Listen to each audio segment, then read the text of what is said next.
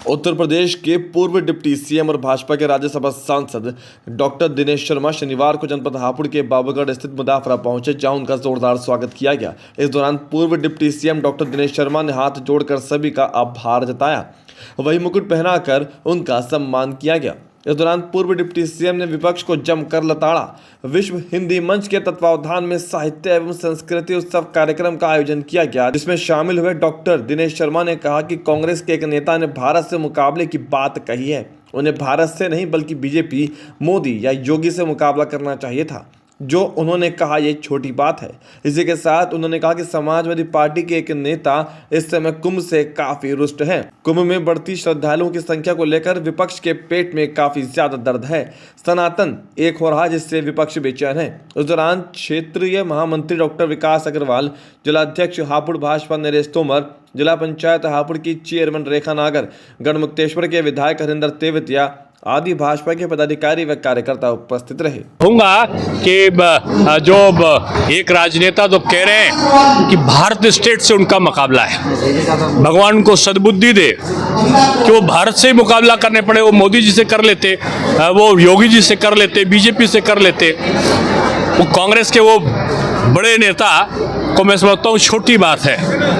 और समाजवादी पार्टी के एक नेता तो कुंभ से इतना रुष्ट हैं कि उसकी रोज संख्या ही गिन रहे हैं। उनको इस बात का कष्ट हो रहा है कि इतने करोड़ों करोड़ लोग कैसे सफलतापूर्वक वहाँ पर एकजुट होकर स्नान कर रहे हैं, क्योंकि वहाँ अगड़ा, पिछड़ा, अनुसूचित, दलित, सवर्ण नहीं है, वह एक ही है, वो है सनातन। सनातन एक हो रहा है, ये पेट में दर्द विपक्षियों की हो रहा है। मैं समझता हूँ कि विपक्ष को राजनीति कुंभ मेले पर बंद करनी चाहिए और बड़े नेताओं को भारत स्टेट से मुकाबला न करें।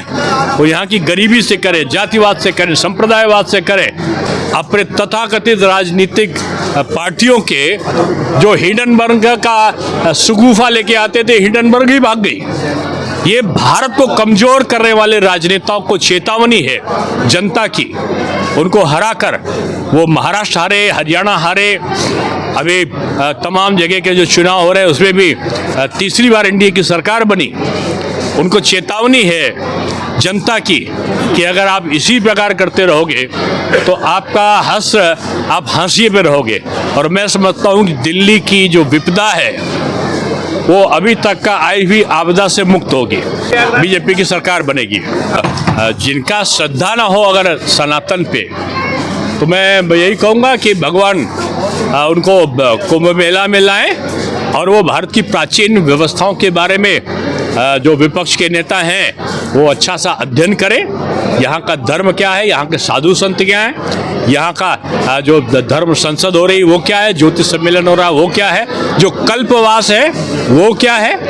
हरिद्वार भी पवित्र है, इसमें कोई दो राय नहीं, लेकिन कुंभ को आप पैरेलल करने के लिए कुंभ कमजोर हो जाए, इसलिए प्रतीकात्मक रूप में कि उनके जो समर्थक हैं जाके वो हरिद्वार में नहाए, ये करने की एक बांटने की साजिश है।